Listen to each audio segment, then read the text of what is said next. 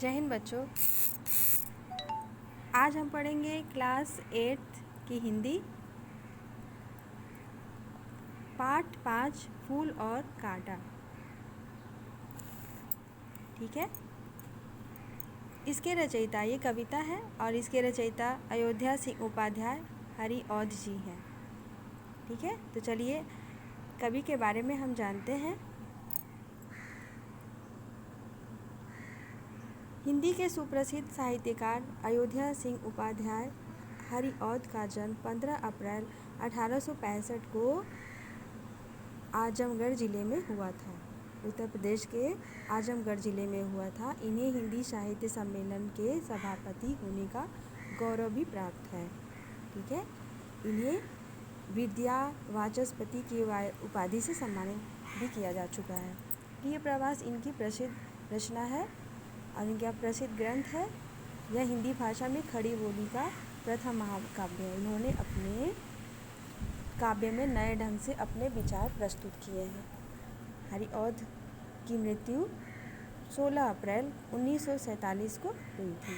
इनकी रचनाएं देखिए, प्रिय प्रवास, वैदेही वनवास, परिजात, रस कलश, अधकिला फूल। ठीक है, वेरी इंपॉर्टेंट, इनकी रचनाएं वेरी इंपॉर्टेंट है। आप इसको बहुत अच्छे से लर्न कर लीजिएगा। तो चलिए अब पढ़ते हैं फूल और कांटा, इसका परिचय पढ़ते हैं। ठीक है, फूल और कांटे एक ही डाल पे उगते हैं। ठीक है, उनका पालन पोषण भी एक जैसे होता है, फिर भी एक सदा दूसरों के चुभन और दुख दर्द और चोट देकर दूसरों को हानि पहुंचाता है। उसी में उसको खुशी मिलती है। किंतु जो दूसरा होता है, खुशबू, सुंदरता, कोमलता आदि देकर सदा दूसरों के जीवन में खुशहाली लाते हैं, उन्हें प्रसन्नता प्राप्त कराते हैं। ठीक है, तो प्रस्तुत कविता में कवि ने फूल और कांटे के बीच क्या किया है, मतलब कि दोनों की, मतलब कि प्रकृति के बारे में, मतलब कि प्रकृति की बड़ी ही सुंदर अभिव्यक्ति की है और दोनों का अंतर स्पष्ट कराया है कि किस प्रकार एक दुर्जन व्यक्ति और सज्जन व्यक्ति में अंतर होता है। ठीक है, तो चलिए हम पढ़ते हैं जन्म लेते जगह एक ही पौधा उन्हें है पालता, रात में उन पर चमकता चांद भी एक ही सी चांदनी है डालता। ठीक है, तो संदर्भ प्रसंग आपको लिखना होगा, कॉपी में संदर्भ प्रसंग लिखेंगे। तो सबसे पहले हम कोई भी कविता लिखते हैं तो उसका संदर्भ जानते हैं। ठीक है, तो प्रस्तुत काव्यांश हमारी पाठ्य पुस्तक नवभारती के फूल और कांटा नामक पाठ से लिया गया है। इसके रचयिता अयोध्या सिंह उपाध्याय हरिऔध जी हैं। प्रसंग इसका देखिए, प्रस्तुत कविता के माध्यम से कवि ने फूल और कांटे के बीच उसका अंतर स्पष्ट करते हुए सज्जन और दुर्जन व्यक्ति के स्वभाव का परिचय कराया है। ठीक, तथा मतलब कि इसकी प्रकृति बड़ी सुंदर अभिव्यक्ति की है, यानी प्रकृति की बहुत ही सुंदर अभिव्यक्ति की है। ठीक है, चलिए देखते हैं इसका अर्थ है। जन्म लेते जगह एक ही पौधा उन्हें है पालता, रात में उन पर चमकता चांद भी एक ही सी चांदनी है डालता। यानी प्रस्तुत पंक्तियों में कवि कहते हैं कि फूल और कांटे एक ही डाल पर उगते हैं ना, उनका पालन पोषण एक ही तरह से होता है।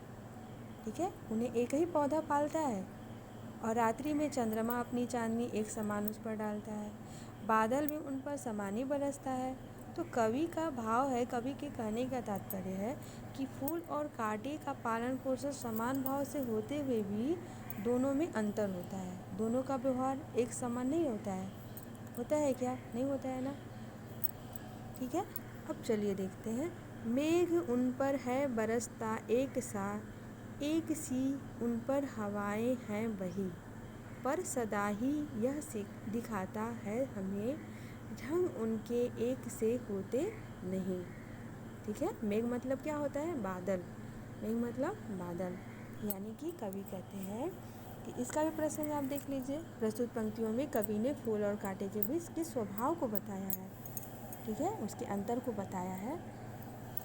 कवि कहते हैं कि कांटे का स्वभाव सदा दूसरों को चुभन, दुख, दर्द, चोट आदि देकर हानि पहुंचाना होता है ना।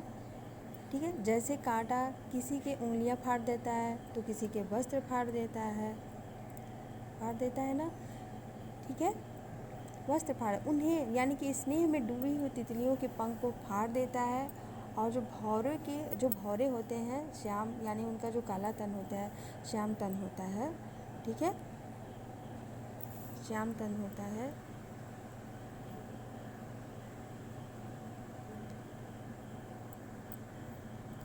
हाँ, श्याम तन होता है, उसको क्या करता है, उसको बेध देता है, पता है ना। अर्थात कवि का यह भाव है कि जिस प्रकार कांटे का स्वभाव होता है कि वह लोगों को चोट पहुंचाता है और कुछ दुर्जन व्यक्तियों को, यानी कि दुर्जन जो व्यक्ति होते हैं, यानी दुर्जन व्यक्ति का भी स्वभाव कुछ ऐसा ही होता है, ठीक है ना। उन्हें भी दूसरों को चोट पहुँचाकर बहुत आनंद मिलता है, उन्हें कितनी खुशी मिलती है, ठीक है ना। तो यहाँ पे क्या हुआ है, दोनों के मतलब कि दोनों का अंतर स्पष्ट कराया गया है ना, ठीक है। यानी देखिए यहाँ पे छेद कर कांटा किसी की उंगलियां फाड़ देता, किसी का वसन, प्यार में डूबी तितलियों का पर कतर देता, ठीक है। अब चलिए देखते हैं। फूल लेकर तितलियों को गोद में, फूल लेकर, यहाँ पे तो आपका अभी देखा नहीं कि मतलब कि जो कांटा है वो क्या करता है, लेकिन यहाँ पे आप फूल के बारे में बताया गया, मतलब कि जो कवि ने बताया है फूल के बारे में बताया है कि फूल लेकर तितलियों की गोद में भौरों को अपना अंगूठा रस पिला, निज सुगंधों और निराले ढंग से है सदा देता कली जी की, यानी कि कली जी की खिला, ठीक है। फूल लेकर, यानी कि कहने का मतलब है कि प्रस्तुत पंक्तियों में कवि ने, प्रसंग आप देख रहे हैं, ठीक है, प्रसंग है, प्रस्तुत पंक्तियों में कवि ने फूल के स्वभाव के बारे में बताया है, ठीक। तो कवि का भाव यह है कि फूल का स्वभाव दूसरों को खुशबू, फूल का जो स्वभाव होता है दूसरों को खुशबू रूपी खुशी देता है, ठीक है। फूल लेकर तितलियों की गोद में, यानी कि उस क्या करता है, यानी कि मतलब कि फूल का जो स्वभाव होता है उसको तो दूसरों को प्रसन्न, मतलब देखना होता है, दूसरों को प्रसन्न करना होता है, ठीक है। उसको खुशी मिलती है अपनी, यानी कि अपनी खुशबू और सुंदरता कोमलता देकर सभी का जीवन खुशियों से भर देता है, ठीक है। समझ में आ रहा है। तितलियों और भौरों को गोद में लेकर क्या करता है, वो अपना रसपान कराता है, ठीक है। और अपनी अनूठा मतलब क्या होता है, अद्भुत, और अपनी अद्भुत छटा को मतलब कि क्या करता है, खुशबू, यानी कि प्रसन्न कर देता है, ठीक है। यानी निसुगंधे निराले ढंग से सदा, यानी कि कलियों को खिल मतलब कि कलियाँ खिल जाती हैं, यानी कि लोगों को जब मतलब कि वो फूल खुशी देता है तो क्या होता है, यानी कि जो अच्छे व्यक्ति होते हैं, यानी कहने का मतलब कि जो अच्छे व्यक्ति होते हैं, सज्जन व्यक्ति होते हैं, हमेशा यानी कि सदैव दूसरों को खुशियाँ बांटते रहते हैं, उन्हें उसी में आनंद मिलता है, ठीक है। खटकता एक सबकी आँख में, खटकता एक सबकी आँख में, दूसरा है सोहता सुर शीश पर, कस कर किस तरह फूल की बड़ाई काम दे, जो किसी में हो बड़प्पन की कसर, ठीक है। अब यहाँ पे देखिए, है खटकता एक सबकी आँख में, यानी कि अब यहाँ पे देखिए प्रस्तुत पंक्तियों में फूल और कांटे के बीच का अंतर स्पष्ट कर दिया गया है, कवि ने यहाँ पे अंतर को स्पष्ट किया है। कवि का कहना है कि फूल और, ठीक है, फूल और कांटे अपने व्यवहार से लोगों का मन, मतलब कि जो फूल होते हैं, ठीक है, अपने व्यवहार से मतलब कि लोगों को जीत लेते हैं, जो फूल जीत लेता है, और कांटे दुख देता है। तो कांटा अपने दुर्व्यवहार के कारण लोग उसे पसंद नहीं करते हैं, ठीक है ना, लोग उसको पसंद नहीं करते हैं, ठीक है। वही फूल अपने प्यार विनम्रता के कारण लोग उसे पसंद करते हैं, और वह सबका मन जीत लेता है। लोग उसे मस्तक पर, ठीक है ना, सोहता शीश पर, सुर, यानी कि लोगों के मस्तक पर मतलब कि चढ़ाया जाता है, यानी कि लोग उसे क्या करते हैं, यानी कि पसंद करते हैं, ठीक है। सबका मन जीत लेता है और लोग उसे मस्तक पर चढ़ाते हैं। अर्थात सज्जन और दुर्जन व्यक्ति अपने व्यवहार के कारण क्या करते हैं, अपने व्यवहार के कारण जाने जाते हैं।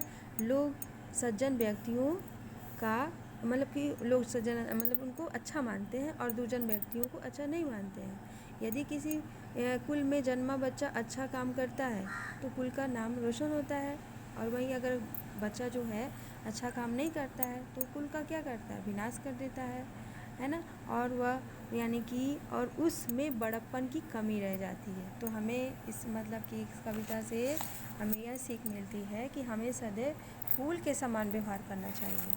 जिस तरह से फूल सबके जीवन में खुशियाँ देता है, उसी प्रकार हमें भी मतलब कि प्रेम, परोपकार और खुशियाँ बांटनी चाहिए। ठीक है, आपको समझ में आ गया होगा, और वीडियो को बार बार देखिएगा तब बिल्कुल समझ में आ जाएगा। और इस मतलब कि कविता को याद भी करना है आपको।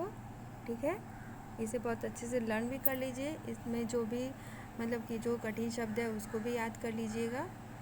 मतलब कि कठिन शब्द तो लिखना होता है, जो कठिन शब्द यानी कि जो शब्द अर्थ हैं उसको याद करना है आपको। ठीक है, और बुक की एक्सरसाइज भी अच्छे से पढ़ लीजिएगा। मतलब कि जो कठिन शब्द एक कॉपी में भी आपको लिखना है, क्वेश्चन आंसर हम आपको कॉपी में क्वेश्चन आंसर आप अपने मन से करिएगा। ठीक है, इसमें जो भी समझ में नहीं आएगा हम आपको बताएंगे। ठीक है, थैंक यू।